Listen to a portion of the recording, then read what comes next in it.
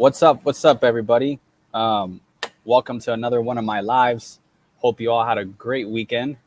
I was actually in Puerto Rico this past week, and had a great time. Got to go, um, got to go in the rainforest and do some hiking. We did some kayaking, we did some mud bathing, jumped off of cliffs into waters, and um, overall had a great time. So hope you all had a great weekend. Today's live, I wanted to talk about um, NAD and metformin. Should you be taking these supplements for longevity? Had a question about this. A good friend of mine had asked me about this yesterday, um, and it's something that I wanted to talk about. I think that it's interesting question. I think NAD is basically all the rave right now within biohacking circles due to a lot of the longevity research that's being conducted today. Thanks in part by David Sinclair and other doctors and researchers out there. So before I answer that question, let's get into a little bit about. First, I want to talk about NAD. So what exactly is NAD, and how does NAD work? So NAD, let's see, what is the exact definition for NAD here? Hold on one second. It stands for nicotinamide adenine dino dinucleotide. Some of these words are just really hard to pronounce, so I have to look them up.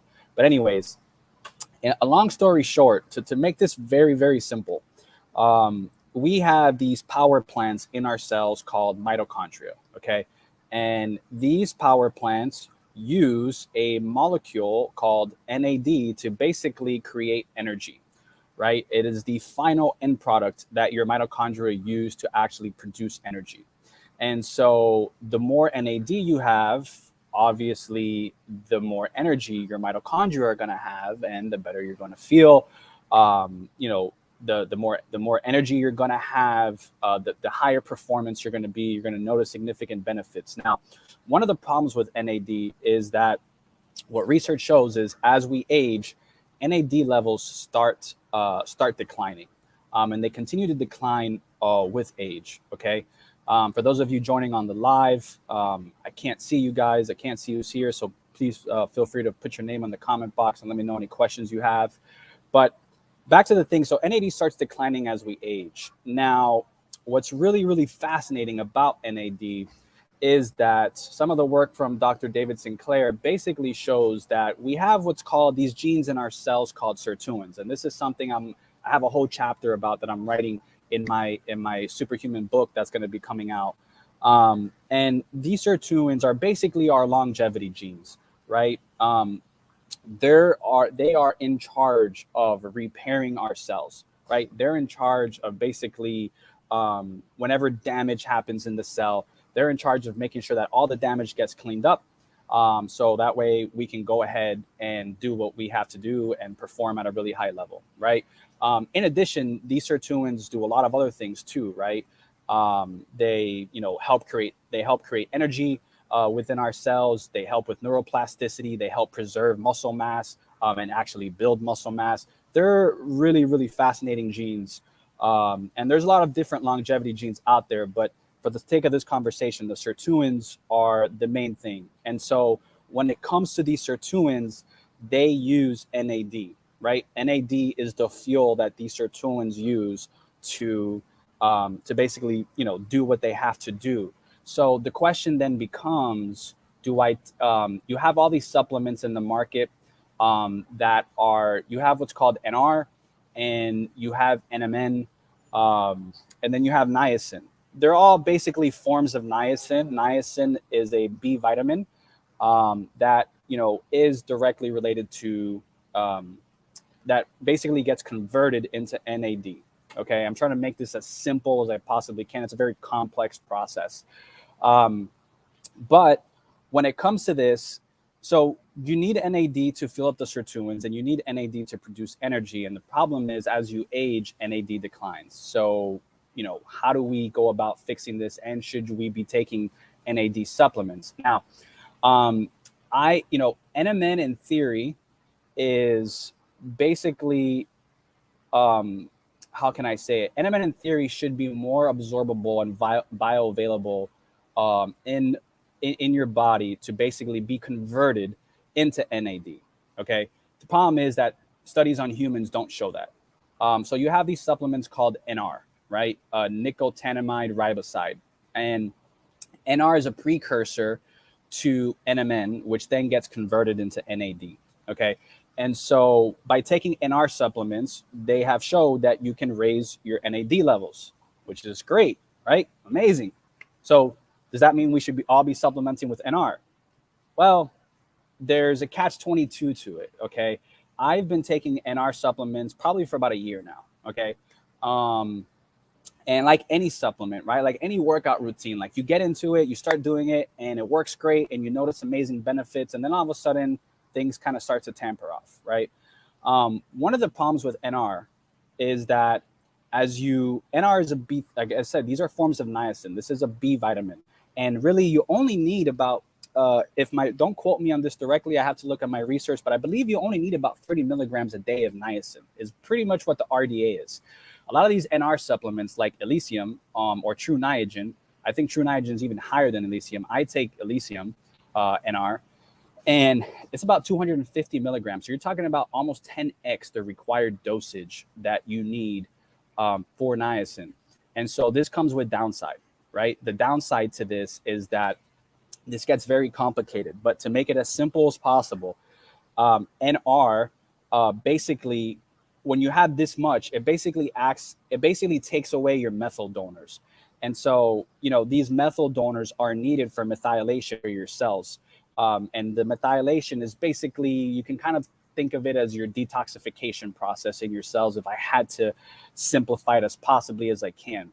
And so your cells are going to be, their detoxification process is going to be inhibited because your body's going to use the methyl donors to excrete the NR out of the bloodstream.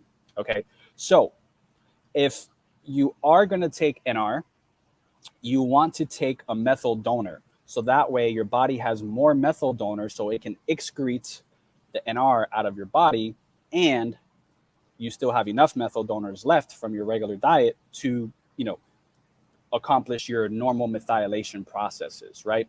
So if you are going to take NR, I recommend supplementing with trimethylglycine. Okay, trimethylglycine is a methyl donor. Okay, Dr. Chris Masterjohn basically recommends that if you are going to do this, that you basically take a 1-to-1 ratio. So if you look at trimethylglycine, most supplements in pill form are basically about 500 milligrams of it. And so obviously if you're taking Elysium, which is only 250 milligrams of NR, it means you're going to be taking too much TMG.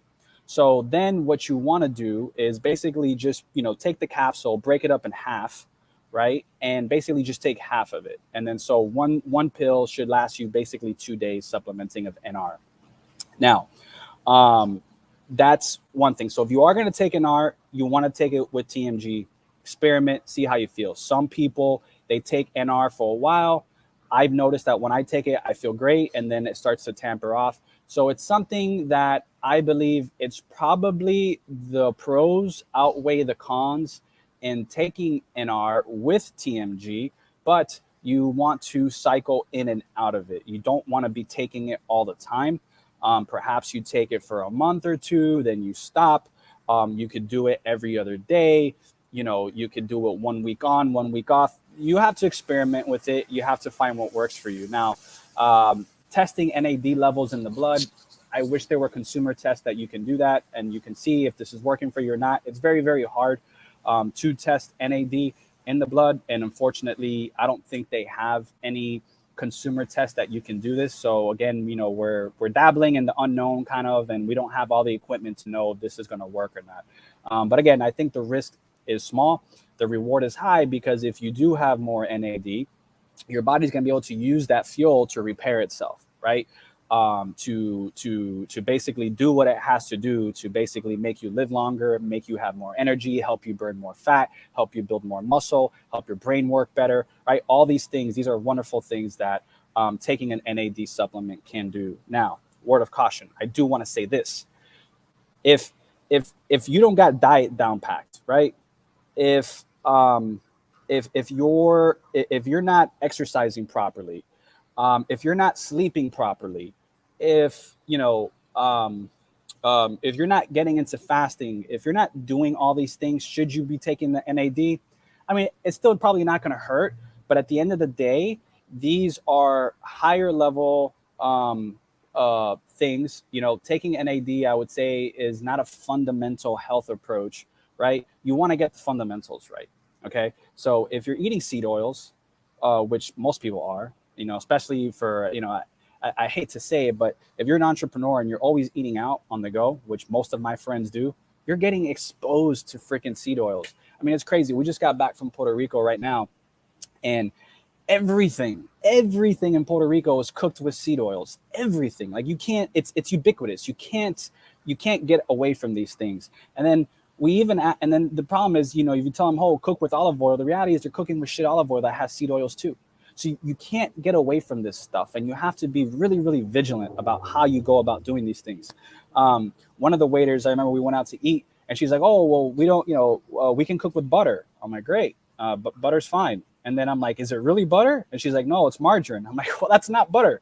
Those are seed oils, right?" So if you're eating seed oils, if you're eating grains and soy and legumes and things like that, I think all these things are going to work against you and lower your NAD production. And if you've followed my work, you know that I am a bigger fan of doing less things and removing the things that are harming you first and foremost before you start adding new things to your diet, to your regimen, to help you with life extension and help you with longevity and all these things, right? Because the number one rule of biohacking is basically changing your environment inside and outside of you, so that way you can be the best version of yourself. Okay, and so this isn't a magic pill, right? It's not gonna solve all your problems. Okay, now I do want to say there are natural ways to increase NAD, which is probably something that's not really talked about based on the people that want to sell you NAD, because it's not in their interest to tell you that, right?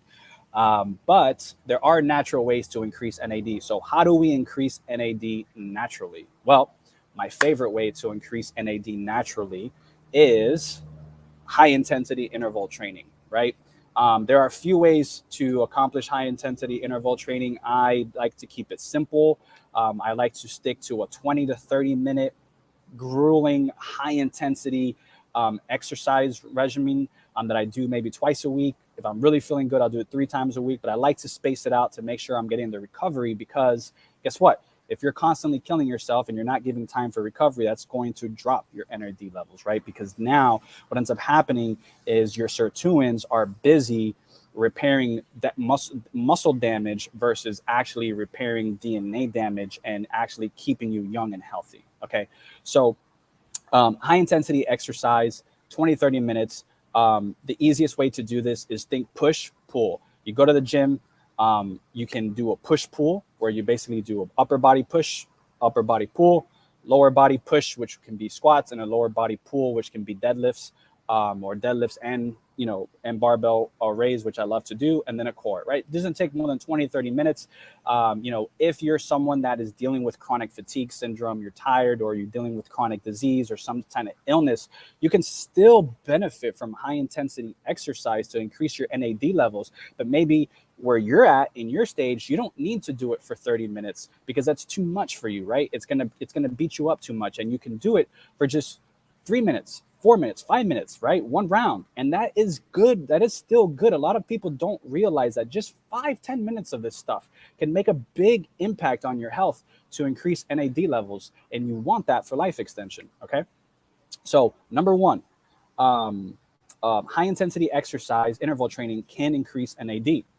Number two, fasting, right? I talk about fasting all the time, and fasting will increase NAD.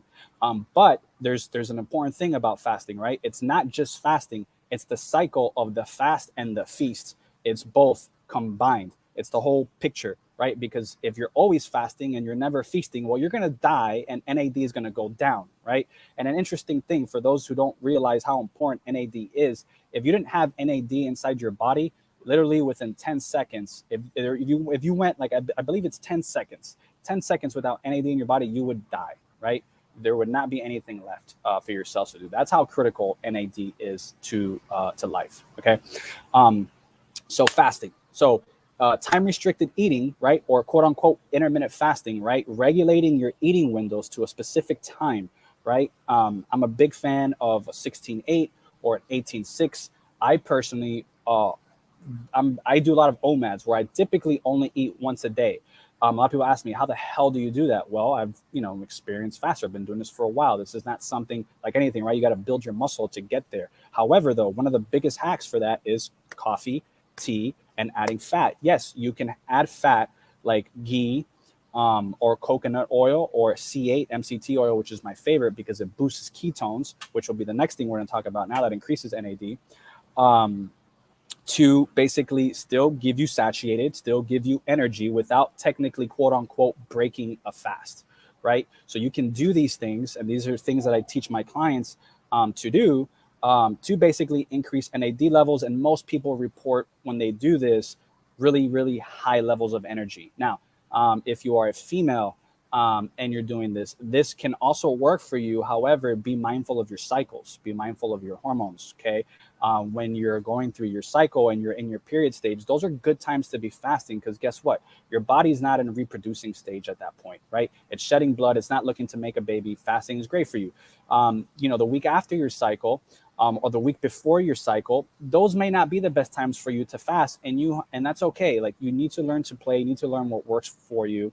But still, regardless, you can still benefit from time restricted eating. Maybe for you, you do an 18-6 or 16-8 time restricted eating window, and all these things work, right? It is clear as day in all animal models when they give them time restricted eating, the same two diets, same exact food, same exact calories, one given throughout the day and then one given in a time restricted eating window. The two create two totally different results. Where the time restricted eating window, animals live longer, have healthier metabolisms, and don't age as fast. Okay, so let's talk about. I'm going to put them here in the comments section. So ways to increase NAD. We got one. We talked about high intensity interval training. Next is we talked about fasting. Okay, and then next is going to be ketones. Okay, a ketogenic diet, right?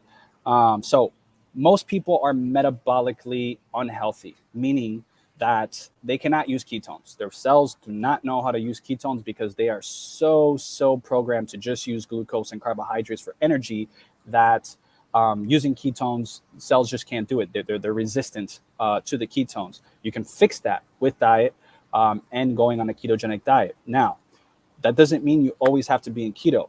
I'm not saying that, but you can use ketones to upregulate NAD. Is one of the reasons why people report when they go on keto much more energy, much more mental clarity, and higher cognitive benefits because of NAD regulation. Probably. There's other things happening too, but who knows? That's definitely a factor of why ketogenic diets can be very, very powerful, especially when you're cycling in and out of it. That's why I'm a big fan of carb cycling, where I'll go most of the day without eating carbohydrates. And then I'll have my carbohydrates at night because it helps me sleep better, and it helps my body, run on ketones throughout most of the day. And then I break the ketone cycle at night and then restart it again. And so I'm constantly ebbing and flowing out of this ketogenic way of living. And I'm not always on a keto diet, and I'm not a diehard person on keto diets. I think, long-term ketosis, like fasting, like anything, even though there's positive benefits to it, can also be harmful. And so the big picture think here is ebbing and flowing out of everything that you're doing, whether it's right. It's even with HIIT. Like HIIT can help you produce NAD and regulate BDNF and all these magical things inside your body. But if you're always doing it, you're going to cause more harm than good. You need the activity and you need the rest, right? With the fasting, you need the fast and then you need the feast. With the ketones, you need the ketones and then the glucose, right? It's this natural cycle that we go through, which is yin and yang, which is this balance, right? Another cool thing that can upregulate NAD which is one reason to even love it anymore, is fructose. And we can get fructose from one of my favorite things in the world, which is honey. We just got a big bottle of honey when we came back from Puerto Rico. It's one of the things that, me and my girlfriend love to do when we go out to new places, when we go out to travel to other places, is basically go get honey and try different types of honey. So actually, honey can increase NAD levels. And I'm wondering, I don't know the mechanism behind why that works, but I believe it has something to do that maybe honey has all these B vitamins. And these B vitamins provide energy to the cell and can upregulate NAD. So honey can upregulate NAD, right? So when you're done with the hit and you're ready to feast, get that honey in, right? That's that feast aspect, so you can increase your NAD levels naturally. And there's one last thing about increasing NAD, which there's some controversy regarding this and whether you want to do it or not. I've experimented with it, and I'm in a place right now where I'm not as diehard and gung-ho as I was with it earlier. I cycle in and out of it, but the other thing is taking polyphenols, okay? So polyphenols are these plant compounds that you can get, and these polyphenols are basically defense mechanisms that these plants have evolved to eat.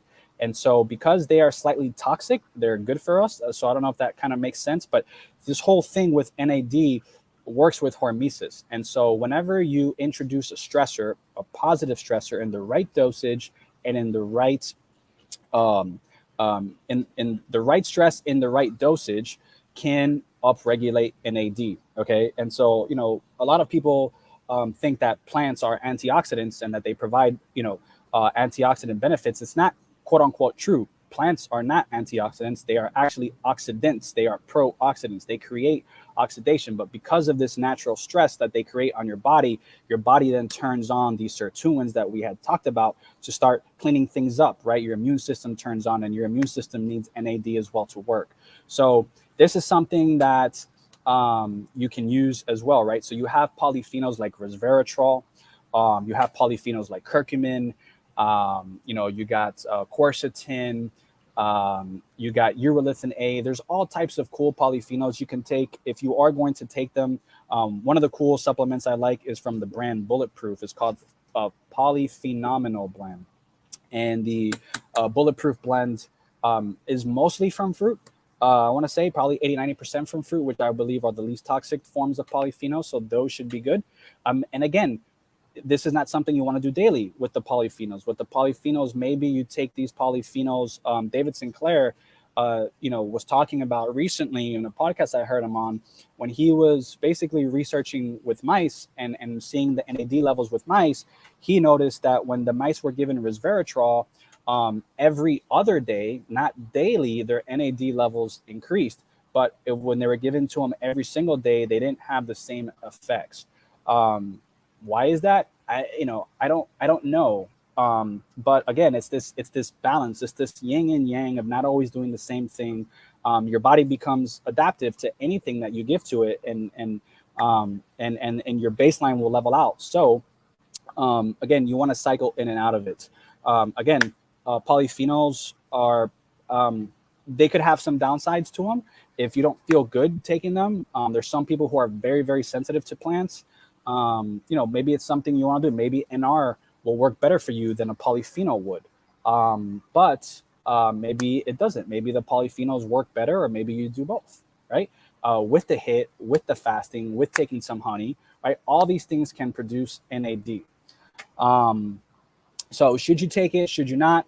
My take on it is get the fundamentals right, get the diet right, get the fasting right, get the exercise right, get those ketones, fix your metabolic dysfunction, okay? And when you get all those things dialed in, if you still want to take NR, do so with the TMG. Remember, 1-to-1 ratio of NR to TMG to basically mitigate the downsides of having too much NR inside your body, okay? Now, metformin. Should you take metformin? What is metformin? So metformin is basically a drug that they use to it kind of, if you're familiar with this concept called autophagy, metformin helps induce autophagy. And typically anything that helps induce autophagy, right? All these things that I just talked about that increase NAD do that. So metformin can also do it. However, metformin is a pharmaceutical drug. And so it doesn't come with downside, right? The reality is if you're not metabolically healthy, if you have relatives or family members that you know are not going to change their way of life, and they're going to keep eating like shit, they're going to keep having seed oils, they're not going to exercise, they're not going to get good sleep, and all these things, I think metformin can be beneficial. And even NR can be beneficial, giving them some TMG because they need NAD levels. Their NAD levels are probably shot, right? So for those type of people, I think metformin can be good. However, there is another polyphenol that we talked about, right? Polyphenols help upregulate NAD and help induce autophagy. There is another polyphenol called berberine. And berberine, I believe, can, based on the research, can do the same exact things with metformin, and I think it has less downside. So again, this is something that you can experiment with on your own, and take some berberine versus the metformin. If you're metabolically healthy, I wouldn't recommend taking metformin. I don't think it's worth it.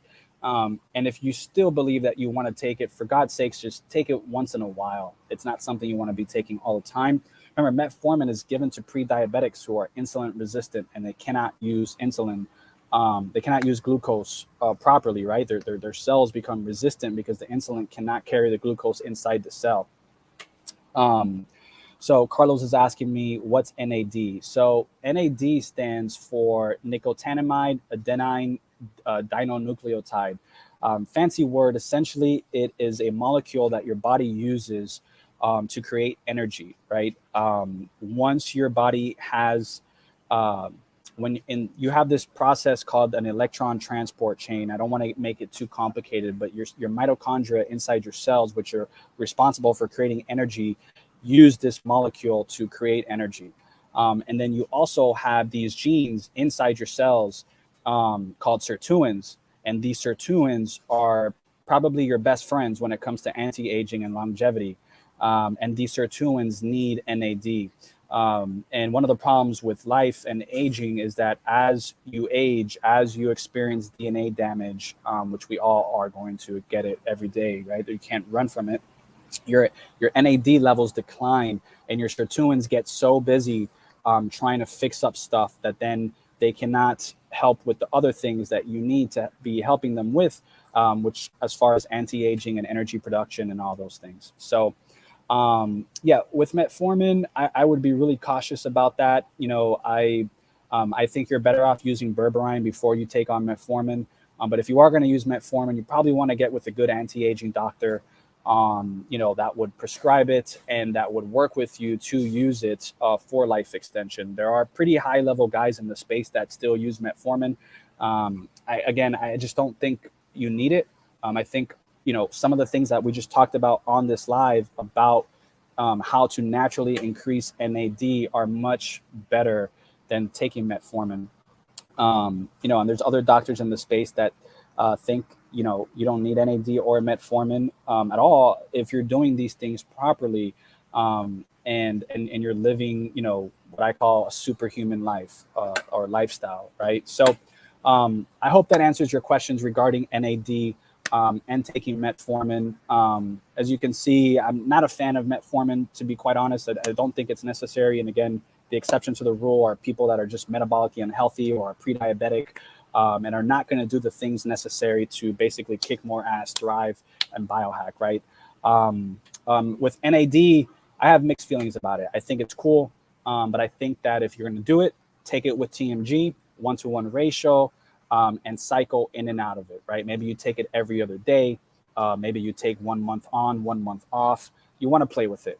You don't want to be taking it all the time every day. So, but friends, biohackers, hope you guys enjoyed this. If you have any questions, feel free to post them down below. I'd be happy to answer them for you. Take a look, be on the lookout for my book, The Superhuman Lifestyle.